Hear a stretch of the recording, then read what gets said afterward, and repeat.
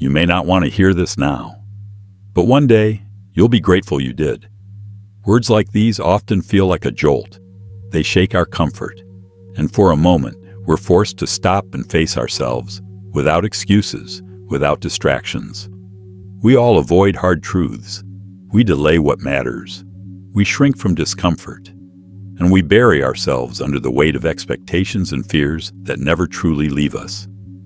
Even when we know the path of growth won't be easy, we hesitate to walk it. Why?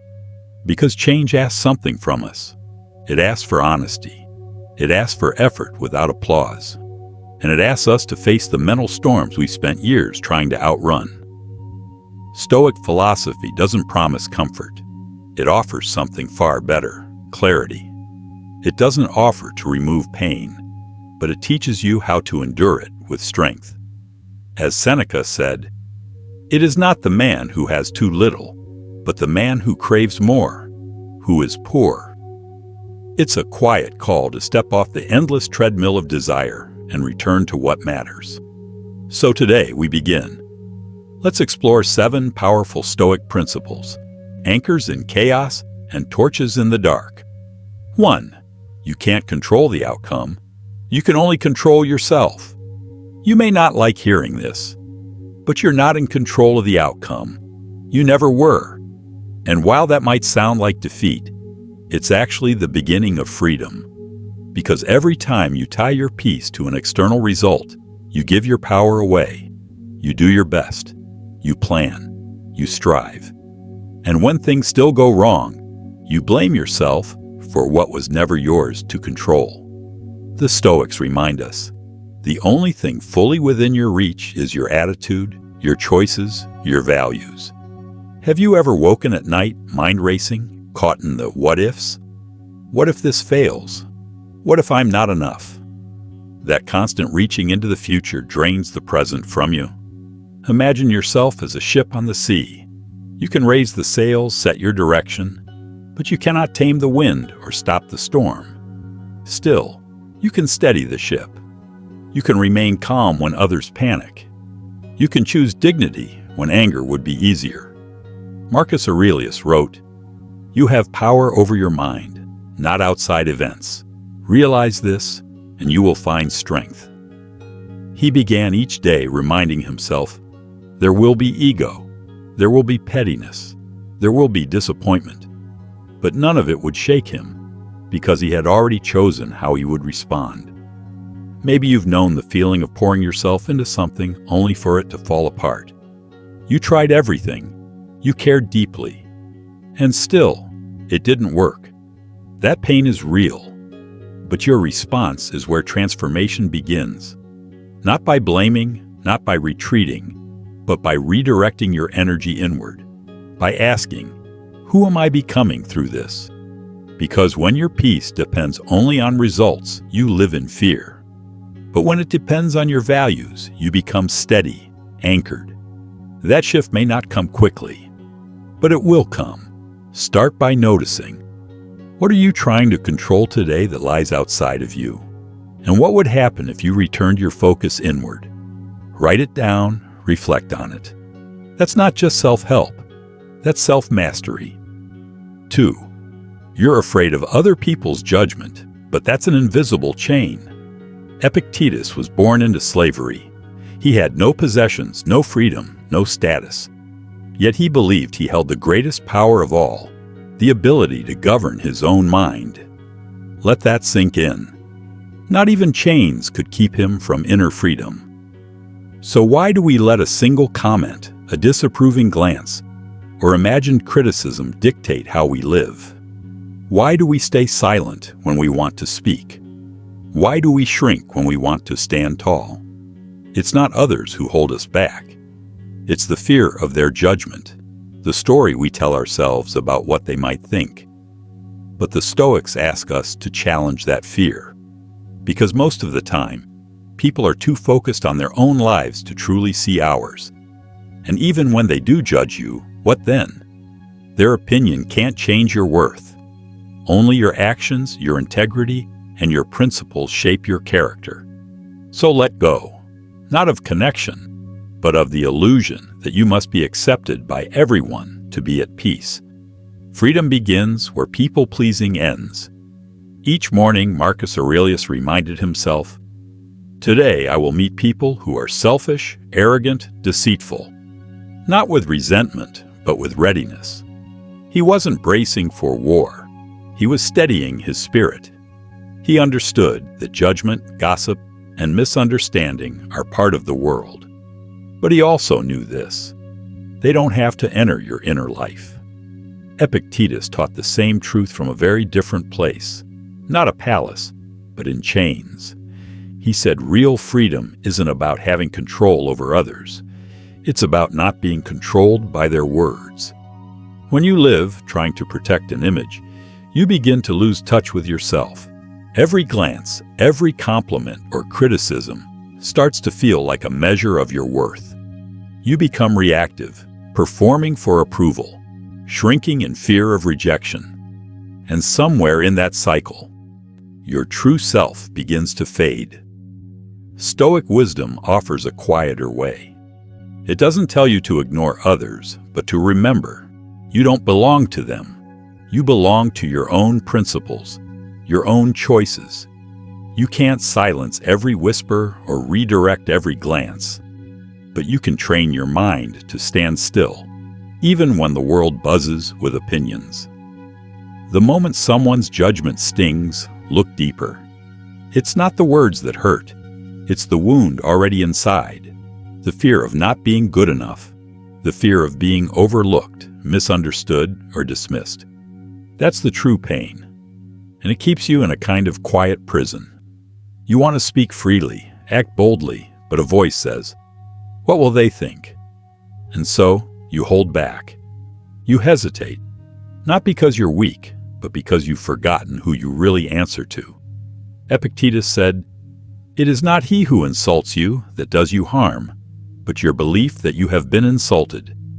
A simple line, but it can change your life. It reminds you that your peace isn't up for public vote, that inside you is a place untouched by noise. And when you learn to live from that place, you stop trying to prove yourself. You don't need to silence the crowd. You simply stop letting them decide what's true about you. So how do you begin? Start small. When you feel the pull of anxiety from judgment, pause. Notice your breath. Then ask yourself gently, where does my worth truly come from? Let go of the need for applause. Let go of the fear of being misunderstood. That's the beginning of real lightness. Not freedom from people, but freedom from needing their approval to be whole. And over time, you'll grow. You'll meet resistance with calm. You'll walk into rooms filled with watching eyes and continue on your path, quietly, steadily. This isn't arrogance, it's awareness. You no longer live for their gaze. You live in alignment with your soul. If today you still struggle with criticism, take this as a practice. Write down 3 things you fear being judged for. Then ask, are these fears truly mine? Or are they old echoes, voices I've outgrown? Honest reflection often shows us what we fear is not the present, but the past repeating. But now, you have the power to break that cycle. And this leads us to the next truth. 3. The pain you avoid is the greatest teacher in your life. Most of us spend our lives trying to dodge discomfort. We chase goals, build plans, and try to stay safe from failure, rejection, or loss. But the very thing you're avoiding might be the very thing that would free you. This isn't meant to discourage, it's meant to clarify, because pain, when faced with awareness, transforms. It becomes a teacher, a mirror, a catalyst. The Stoics had a powerful practice called premeditatio malorum, the premeditation of adversity. They would sit and imagine the worst: loss, disappointment, illness, death, not to attract it, not to become cynical, but to strengthen their mind, to train themselves to stay grounded even in stormy weather. When you avoid pain at all costs, it quietly rules you. But when you turn toward it with courage and curiosity, it starts to lose its grip. This is how you build real inner strength, not by avoiding what hurts, but by learning to walk through it with presence and clarity. You stop flinching at every sharp edge, and in doing so, you uncover something unshakable within yourself. That's where we'll go next. By calmly confronting the worst-case scenarios in advance, you give yourself something invaluable: readiness. You're no longer easily thrown off course. You stop being surprised by difficulty, and instead, you begin to meet it with presence and clarity. This isn't about pessimism, it's about preparation. You turn potential pain into the very thing that strengthens you. Seneca put it simply: we suffer more often in imagination than in reality. That sentence, though quiet, speaks deeply to the mind that spins with fear. How many of your anxieties are based on what hasn't even happened? How many restless nights have been shaped by shadows, not substance? Pause and ask yourself, are your fears grounded in real events or in imagined disasters your mind keeps rehearsing?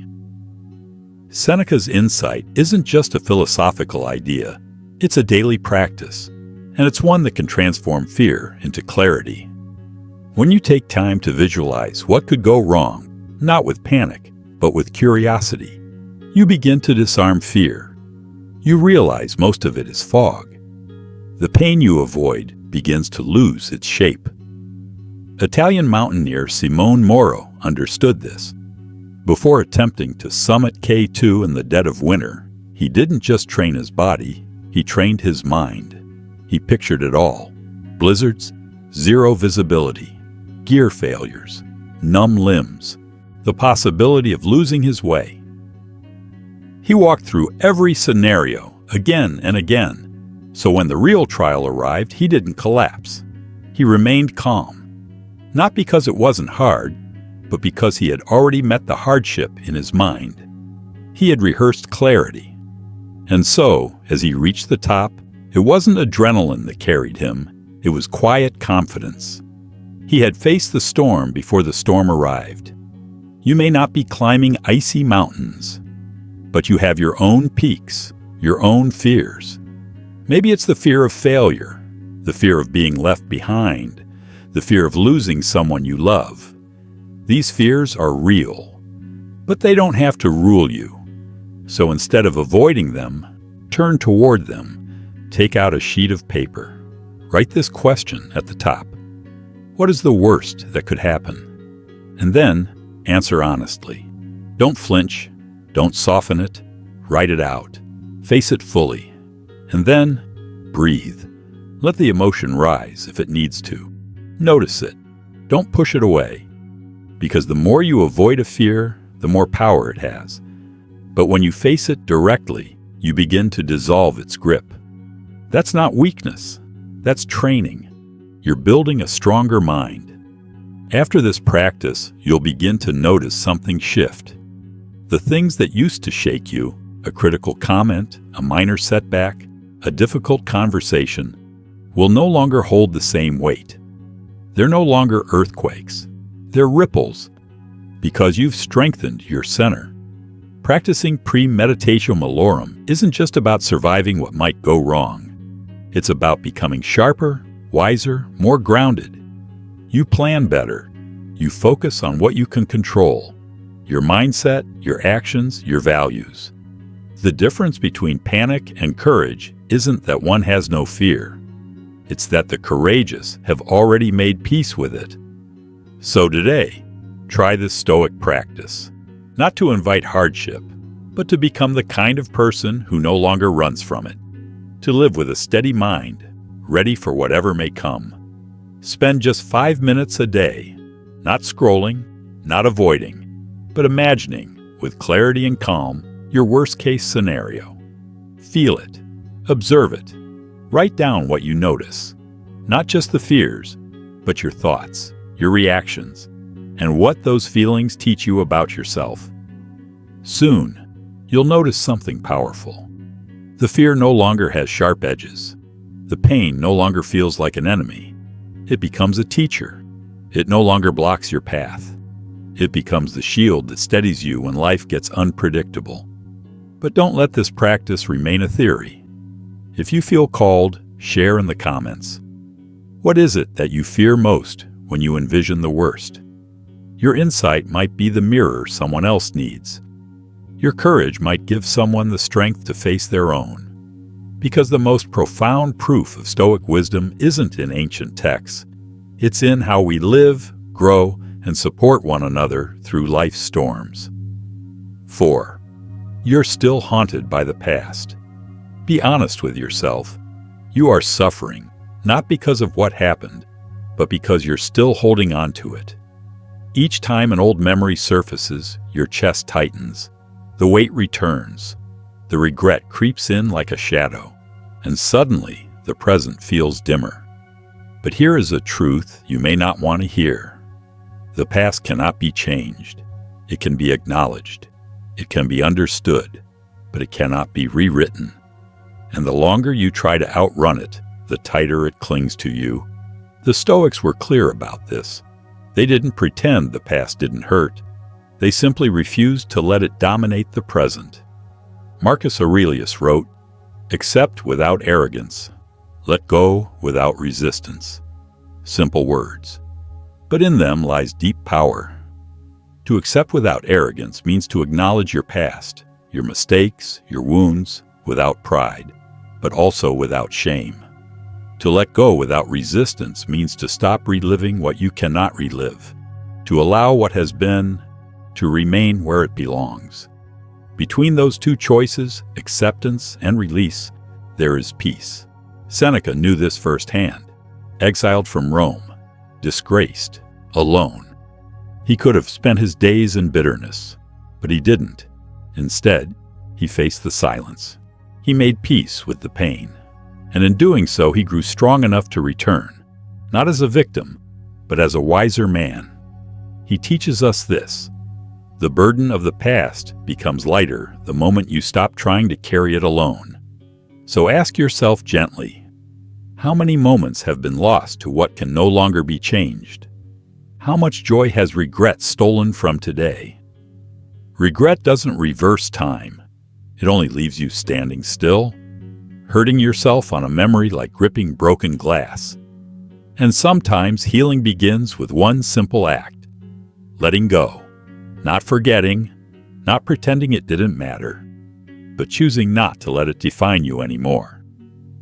So today, try something small but meaningful. Take a pen. Write down one memory that still clings to you. Let the emotions rise. Feel them. And then say to yourself, I acknowledge the past. I accept that it cannot be changed. And I choose to let go, to free myself. That's not weakness, that's strength. You are not bound by what was. You are defined by what you choose from here forward. And that choice, the one you make now, holds more power than the pain you've carried. Are you ready to set it down? 5. Expectation often leads to disappointment. Peace lives in the present. We spend so much of our lives looking ahead, waiting, hoping, chasing something brighter, just beyond the horizon. But how often do we stop to ask, what am I missing right now, in this very moment? The truth is, when our minds are wrapped in expectations, we miss the life unfolding right in front of us. Moments of beauty, simple joys, quiet clarity, all slipping past while we fixate on a future that hasn't even arrived. The Stoics offered a powerful idea for this. Amor fati, to love your fight, to embrace the present, even when it's imperfect, even when it's uncertain. Seneca once said, "Do not spoil what you have by desiring what you have not. Remember that what you now have was once among the things you only hoped for." Take a moment and really let that settle. There are things you have today, a relationship, a talent, a peaceful morning, that you once longed for. And yet, when we live only for what's next, we overlook what's already here. Think about yesterday. How many moments did you rush through? How many smiles did you miss? How many small, meaningful details passed unnoticed while your mind wandered into tomorrow? We forget that life happens now, not in the promotion, not in the perfect partner, not in some future destination. Right here, while you're reading, breathing, feeling, this is life. Even Vincent van Gogh, who spent much of his life misunderstood and unrecognized, kept painting. Not for fame, not for fortune, but because he loved the act of creating. Each brushstroke was an expression of presence. He wasn't chasing validation. He was immersed in the moment. That, too, is amor fati, loving the process, even when no one's watching. You might be carrying the weight of unpaid bills, uncertain futures, or heartbreak. And yes, those are real. But even in that space, the present still holds you. It's still offering you breath, light, and a chance to begin again. So take a pause. Look around. What is already here that you've been too distracted to notice? If you believe in God, consider this. Each moment is not something to escape, but something to receive.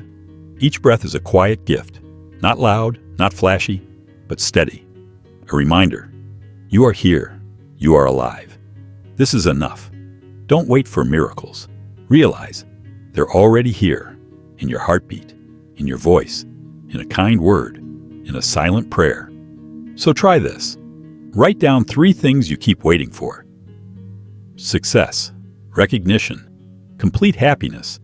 Then, beside them, write 3 things you already have.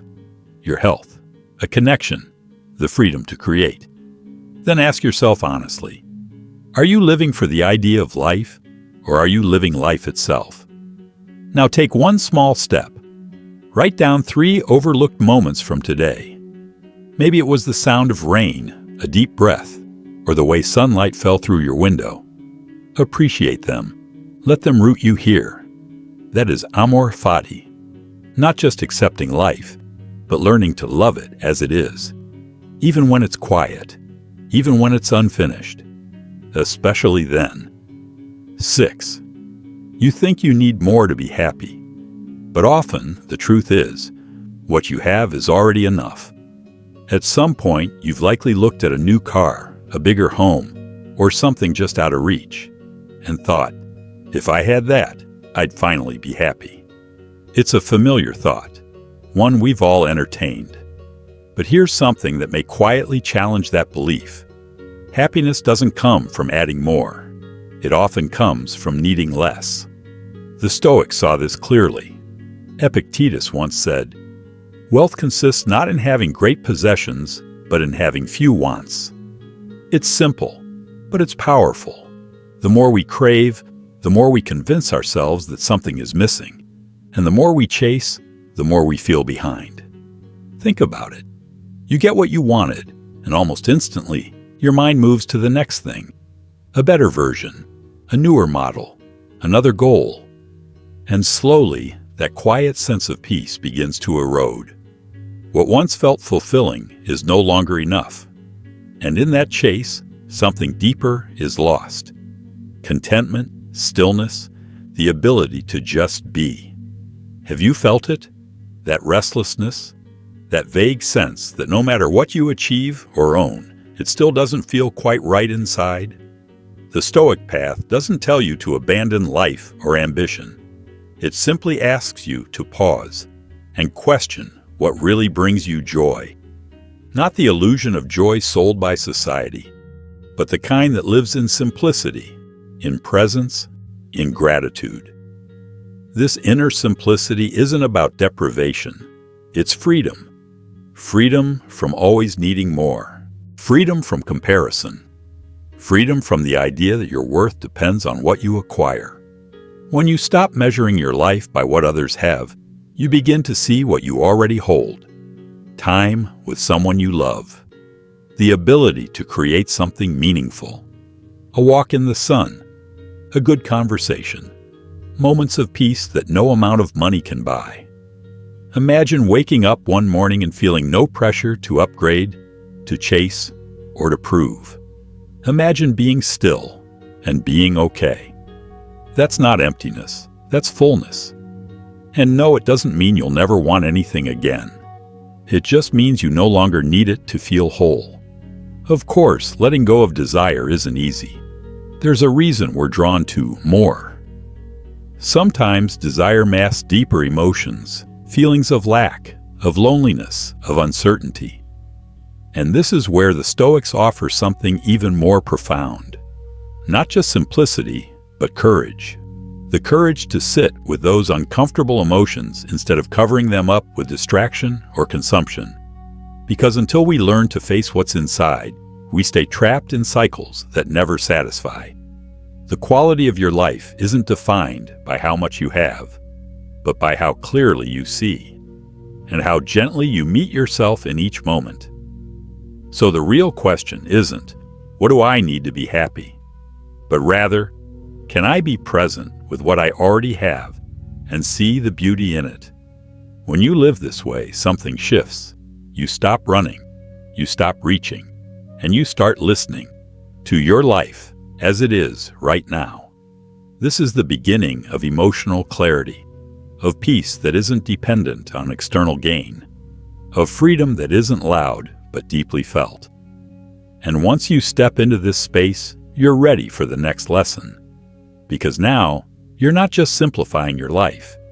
You're preparing to understand yourself on a deeper level. You're ready to meet your emotions, not as enemies, but as teachers. And when you do that, true freedom begins. 7. You're afraid to face your emotions, so they end up controlling you. It's common. When difficult emotions arise, anger, jealousy, fear, our first instinct is often to push them away. We avoid them, we distract ourselves, or we pretend they're not even there. But avoidance doesn't dissolve emotions, it deepens their hold. Unacknowledged feelings don't vanish. They quietly shape our thoughts, decisions, and reactions from behind the scenes. Anger, fear, jealousy. These are not signs of weakness. They're signals. They're our inner life asking to be seen and understood. The problem isn't that we feel these things. The problem is that we don't pause to explore why we feel them. Instead, we react. We lash out. We retreat. We judge ourselves or others too quickly. And when that happens, we become emotionally led, not emotionally aware. Seneca once said, "We suffer more in imagination than in reality." That's especially true with emotions. Often, what we fear isn't the situation itself, but the story we've told ourselves about it. What we feel isn't always about the present moment, but a chain of thoughts we've never questioned. Think about a time you felt angry, not just the surface reaction, but the root. Was it because someone truly wronged you? Or because you felt unseen, unheard, or misunderstood? Or think of jealousy. Was it really about what someone else had? Or was it an inner insecurity quietly asking for your attention? When we don't face these questions, our emotions become like invisible strings, pulling us in directions we don't fully choose. We act impulsively. We speak without clarity. And later, we're left wondering why things didn't go the way we hoped. But here's the shift. Emotions aren't enemies. They're messengers. They invite us to slow down, to listen, to become more honest with ourselves. Imagine waking up anxious before a big meeting. If you don't examine that feeling, it might derail your focus. But if you pause and ask, where is this coming from? Maybe it's self-doubt. Maybe it's a desire to prove yourself. Once you name it, you're no longer lost in it. You can respond, not react. This doesn't mean you'll never feel anger again, or fear, but it means those feelings no longer dictate your choices. They inform you, but they don't control you. That's emotional clarity. That's the Stoic path. Not suppression, but self-awareness.